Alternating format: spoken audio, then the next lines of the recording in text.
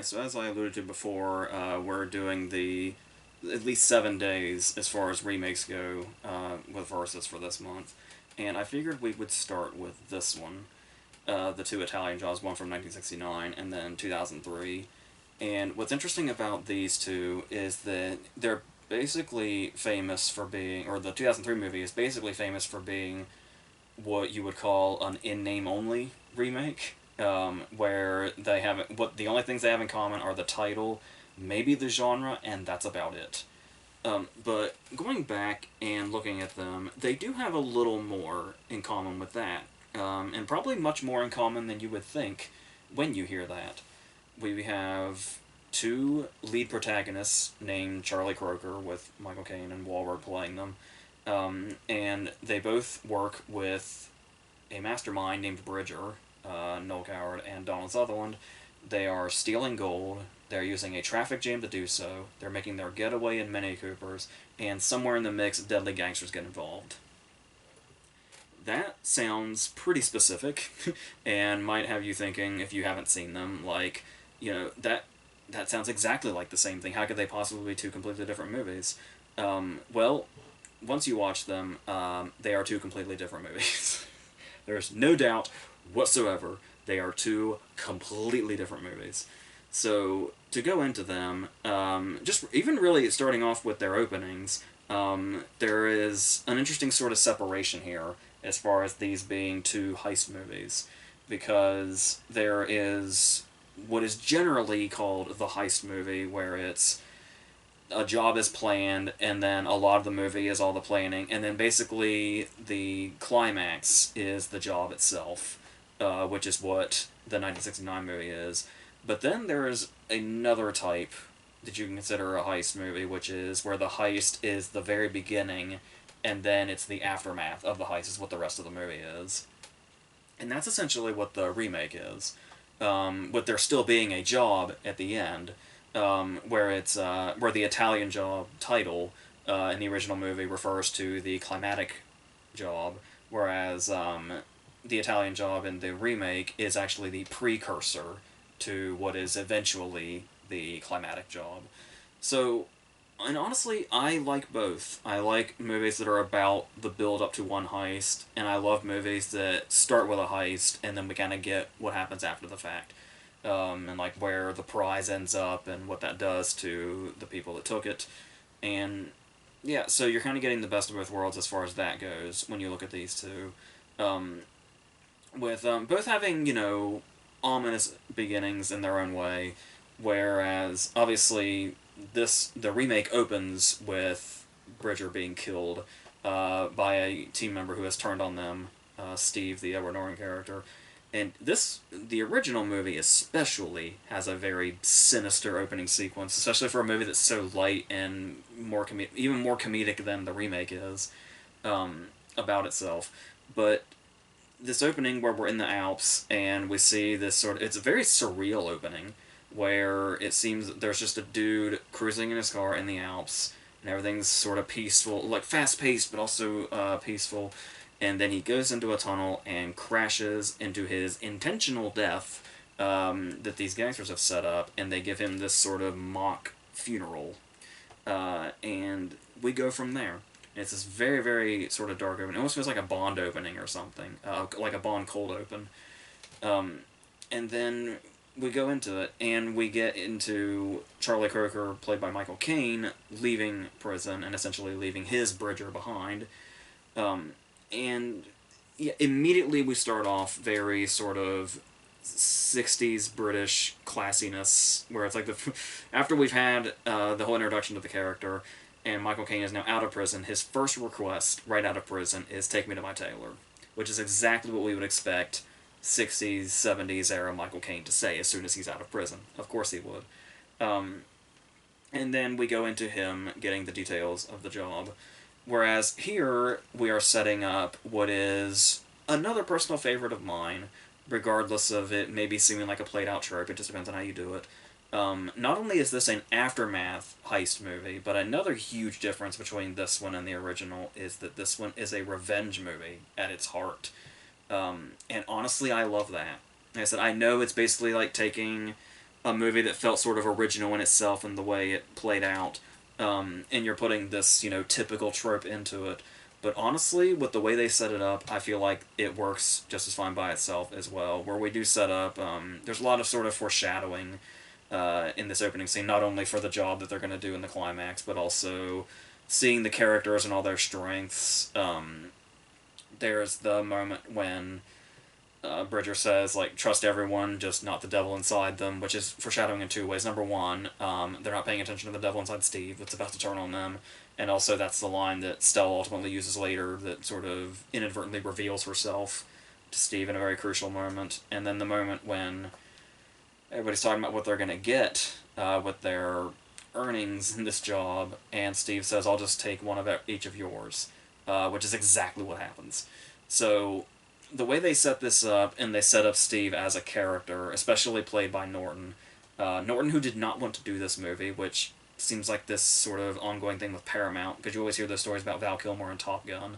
Whereas, like, actors get stuck in a Paramount contract and really don't want to do a movie, but then they ultimately, I imagine, don't regret it, at least too much.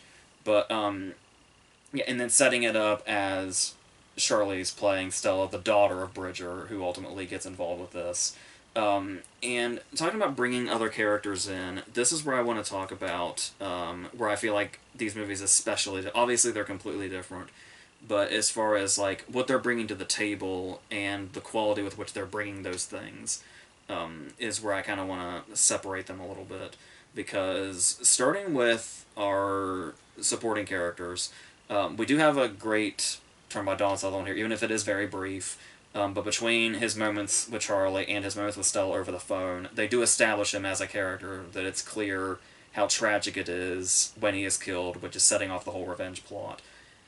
On the other hand, you look at the 1969 movie, and the Bridger in this case, the mastermind, is Noel Coward, which, Sir Noel Coward, who is bringing a weight here, obviously. It's one of those cases where it's such out of left field casting where you have like somebody so unthinkably legendary in a supporting role, and this has happened before, but I feel like rarely to this extent of a person of this much caliber in a movie that seems like the last type of movie you'd expect this person to show up in. Where it's, I feel like the only example I can think of off the top of my head that comes even close was when Werner Herzog was the villain in Jack Reacher. Where it's like, where the hell did that come from? But okay, and this person brings such a weight to this role that doesn't. Well, in this particular case, it kind of does ask for that weight because Bridger in the original movie is a character that carries like such a sophistication even when he goes to the bathroom, is like a whole ceremony. And then there's the scene where like he sits down, and even though he is a guy that is in prison, he's still in a place where it's like when he sits down and he needs to talk to somebody, people just come to him. Like, he does not go to people. Everybody has to come to him no matter who it is or where they are. And as I said, bringing that sort of weight to a character like this just in the casting alone, and then how that's going to come through with how the character needs to play off, yeah, it's wild to me. Like, every time I look at this cover and see the two names, it's just like, Noel Coward just really stands out in this really wild way. Where it's like, it's kind of surreal that he's in it. At all, let alone actually playing a major part, because it's like, you can introduce Donald Sutherland, who's legendary in his own right, obviously, and then you kill him off in, like, the opening scene. That's one thing, but it's like, you sort of think, oh, Noel Coward's there because of name recognition next to Michael Caine, and it's like, no, the part is actually kind of that major, like, he's in it that much, that it does kind of warrant this kind of credit. And so going into the other supporting characters, where I do think the remake really has a strength, that I don't want to say that the original falls behind on, but it's definitely approached in a different way.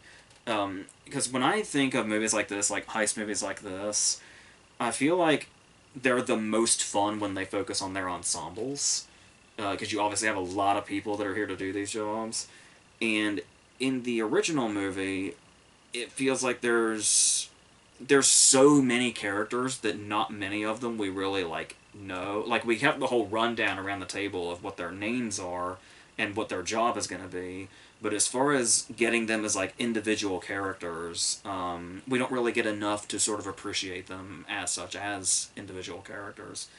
So it feels more like this this movie seems like the original movie seems like it'd be more influential towards something like Ocean's 11 than it would the actual remake of the movie.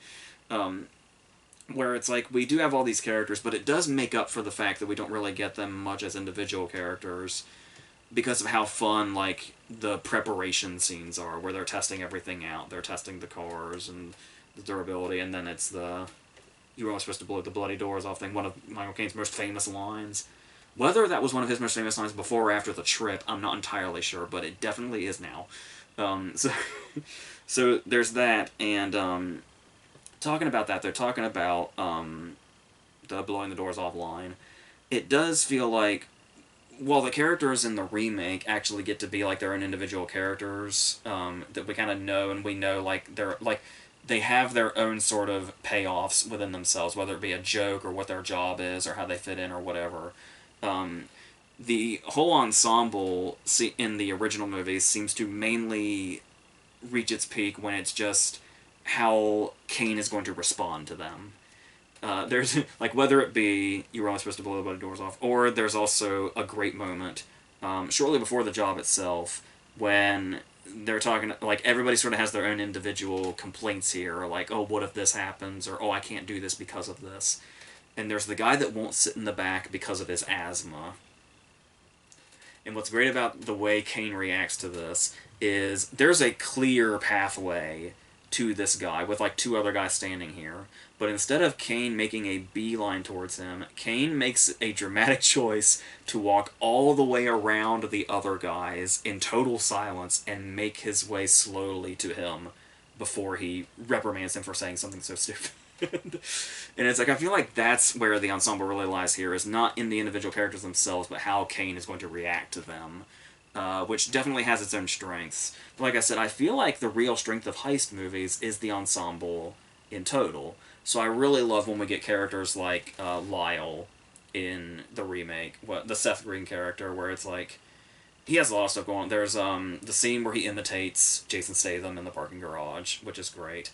There is the scene where I love this. This is my favorite scene with Lyle. I think when he's gonna demonstrate how he can change the stoplights, and the glee that he has being able to do these things, and like just the joy he has for the part that he plays in this job.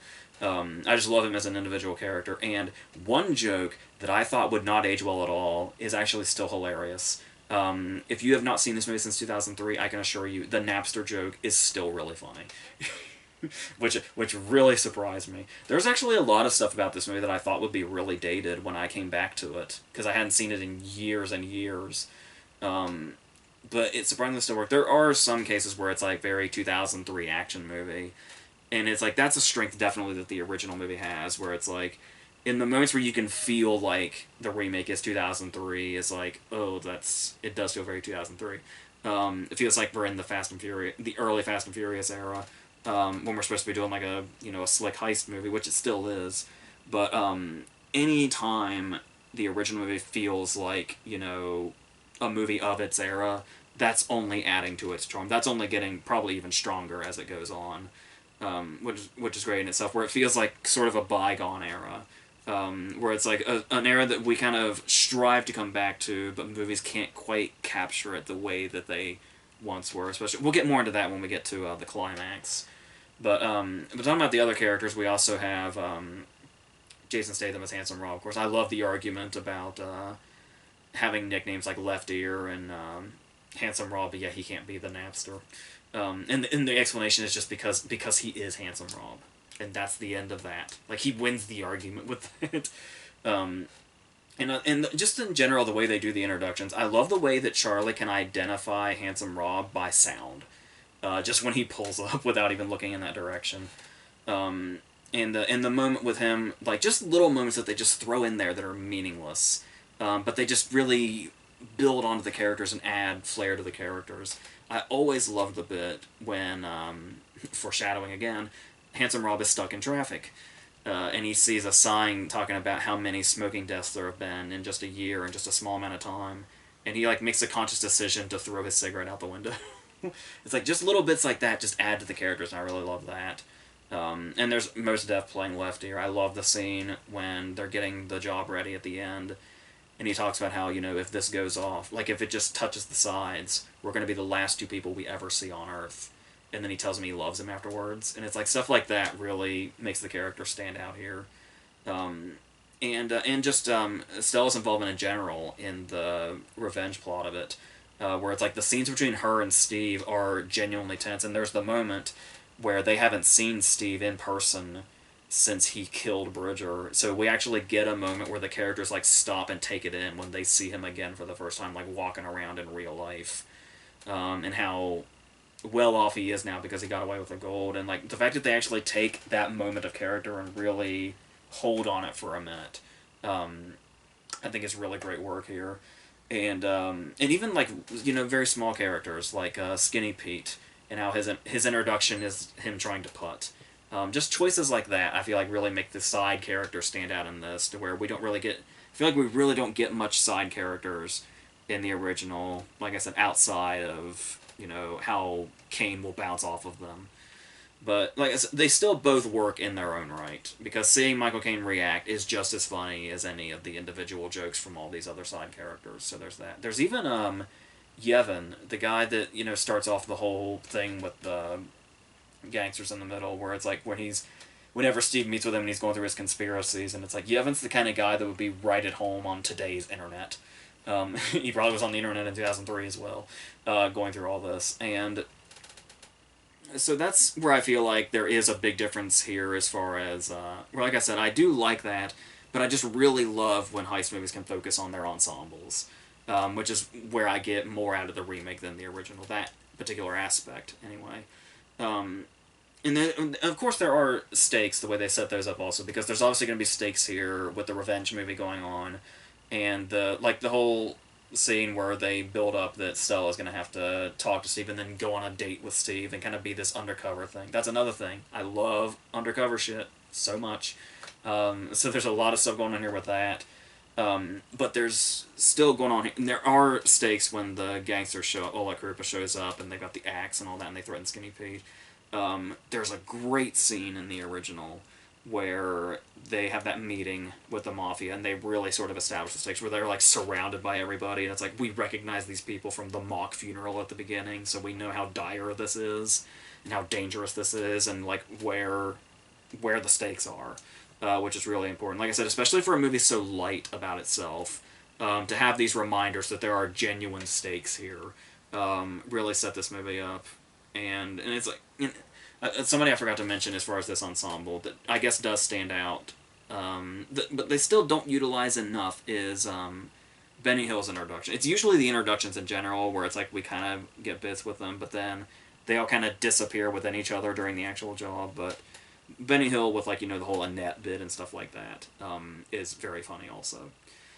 Like I said, it's also funny because this one feels much more like a straightforward comedy than this one does. But it's just a matter of the way they play themselves off, because this one does have that very serious revenge plot going on top of all the fun that they throw into the job itself, which is what the original movie is most of the time, which is just as good. So, and it shows that kind of also that you can do like the same genre in different ways. It's very interesting. But while the remake actually kind of tries to divide it up and do all at the same time, the original is like basically a comedy but has hints of these other things in it that also are balanced quite nicely. Now, as far as what I guess we come to the climax, which is there's obviously going to be the theft itself, and then the preceding car chase is what we're building up here. And what both movies do very well also is the whole thing is about establishing the plan. And so the thing when you're doing movies like this, where everything hinges on a particular plan with particular details, is the idea that what are you going to do to shake it up when we get to that point? Because if you have the characters just run down a scenario, and then that's exactly how the climax plays out. There is no surprises whatsoever, and you've kind of put yourself into a corner, and you've shown your hand already. So there's nothing to really give to the audience at this point because you just told them exactly what's about to happen. So what are you going to do to kind of throw a sort of twist into things when they have in their heads and it's been laid out for them what is supposed to happen? And what's brilliant about this, what the original does, is that last twist in the plan, that last turn, is at the very last minute, and it's a huge one. It's a note that we go out on so big that it's what the movie's mainly known for. Is the very final scene, and where this plan finally goes awry at the very last second.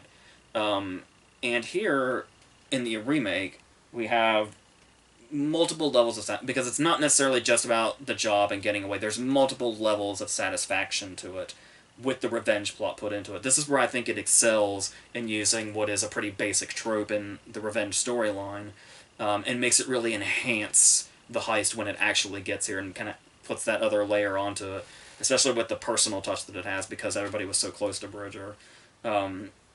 And now all these things sort of come together and converge. Well, you have the criminal underworld coming after him, like you do in this. There's the revenge aspect. There's nothing more satisfying than one of my favorite personal uses of the word fuck in a PG-13 movie when Steve realizes that his truck is gone. Then there's the car chase itself, and then the car chase itself leads us to the showdown between Charlie and Steve, which is car versus helicopter. And Charlie makes that very narrow escape. It's a hell of a climax, and I really love it. But at the same time, while it is a hell of a climax, it is also very much the climax of a 2003 action movie, which is fun. But the way it's shot, the way the car chase, is put together, very, very well done, very exciting. Still really stands up nearly 20 years later. Such a good climax. With that said, once again, the 60s were just different as far as execution. And so, while I love the climax of the remake, I still feel like there's nothing quite like the car chases of the old era, where it's like you see cars doing things and it's clearly for real.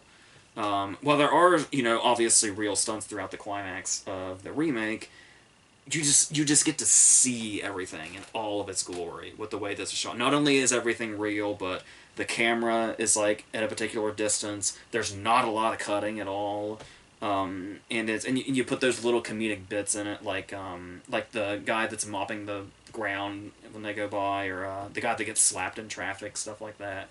And it's like putting all that stuff in and just giving it this really fun feel, but also being this extremely well executed scene that's not too frenetic, that's played out just in this perfect way, where it's like even when they go on top of the building with the cop and have him between them, and it's like just getting these really far away shots so we can just see everything that they're doing, and it assures us 100% that everything's real. And when they're going through the tunnels, going down the subway tracks is great in the remake, but I mean, the way they're going through the tunnels in this is just so... It's so beautifully done, the whole chase sequence. And worth noting, obviously, both of these give these movies very great pacing. I think the remake, is like nearly 20 minutes longer, but both movies just kind of move like a bullet once they get going. You would never suspect the chunk of time that it is between when the heist starts and then when we get to the end of the original movie. And then, of course, you might have a bone to pick with the remake, because you might be thinking, like, okay, so the most legendary thing about the original movie is the ending. So how are you going to remake The Italian Job and have a definitive ending?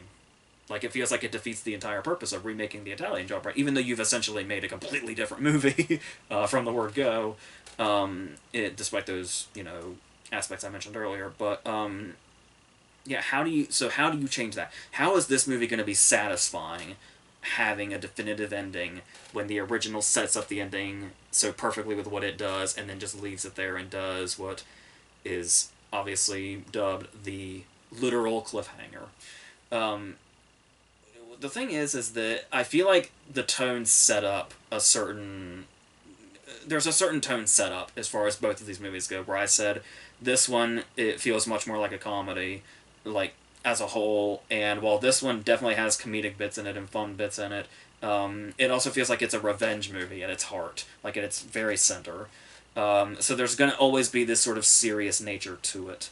But I do feel like, I think it's also when you look at the people who have pulled off this job, where you look at the remake and everybody's very good at their job, and everybody knows exactly what they're doing, and they have, you know, this emotion behind it for revenge to back it up. And so it makes sense that these guys will be able to pull this off and get away with it, and get away with the gold, and do exactly what they wanted to do with it.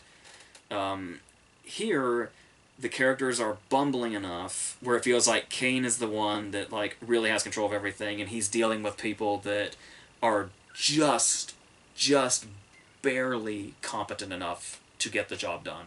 Like they get the job done, but it feels like, and it looks smooth, it looks slick, but it also feels like when you see the individual characters and how they initially handled this, especially during the practice runs and the preparations and all that, it feels like we barely got there. So it makes perfect sense that that is the predicament these characters would end up in. Like it just fits perfectly with those characters. So I feel like I can forgive like the end. I feel like the ending of the remake is appropriate for these characters, and I feel like the ending to the original is perfect for those characters. So as far as me having a preference here, you'll probably notice through this whole thing, and I didn't really mean to do it this way, I have seemed to have been leaning towards the remake. And I don't think it's just... You might say it's a nostalgic thing because I saw this movie when it first came out, when I would have been like 12 at the time. And so I know it from that era, and then seeing it later and seeing how much it's actually held up has really surprised me. Whereas I didn't like grow up with the original movie. I found the original movie later in life after I'd seen this one. And it's... So you might think that's playing a part, but what it really comes down to for me, as far as should I prefer the remake, when I watch the remake, it's for all the aspects. It's for the performances of the ensemble cast. It's for the revenge plot. It's for those scenes where, you know, Stella's undercover. There is one line that's always bothered me, though, real quick. When they're sending Stella undercover as the cable person, and they say the reason she has to do it, he says, is because Steve thinks we're all dead. That's why we can't do it. And it's like, no, Charlie, I think you mean the reason is that Steve knows what you all look like. Because if Steve even knew you guys were still alive, you still can't just waltz up to the door thinking a change of clothes is going to hide you.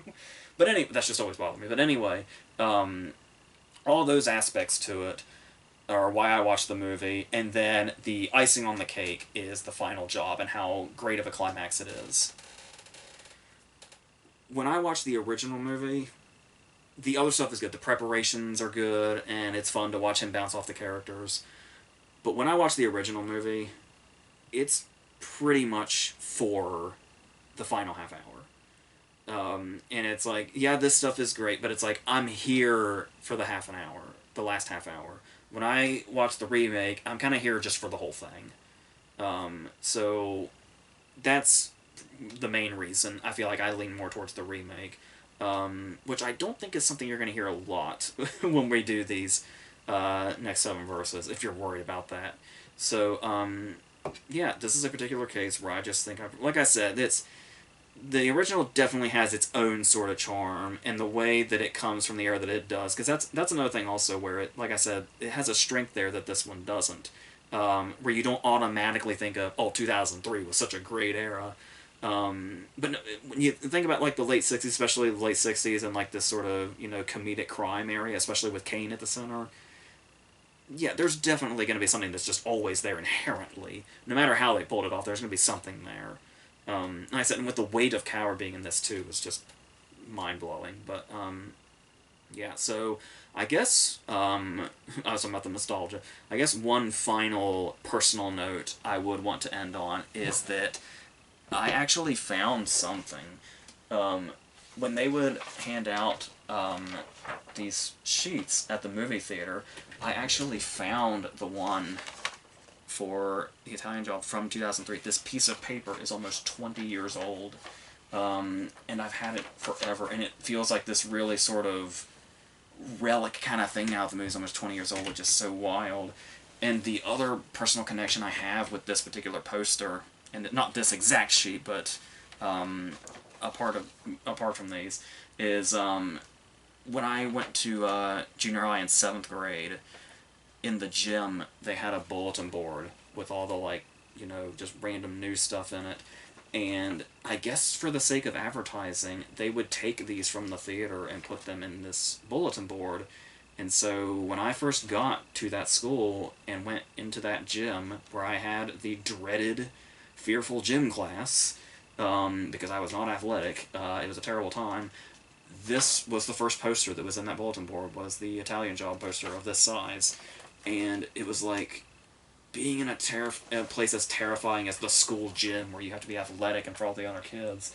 It kind of felt like home a little bit because there was a movie poster there for a movie that I really liked at the time. So I'm really glad that I found this. You can see how beat to shit it is, but like I said, this piece of paper is almost 20 years old already. So that's the personal touch I have towards the remake as well. So yeah, I guess I can leave this at that. And the next one, we're going to go back to the 50s and the 90s. So we'll see how that played out. And until then, I think that's it.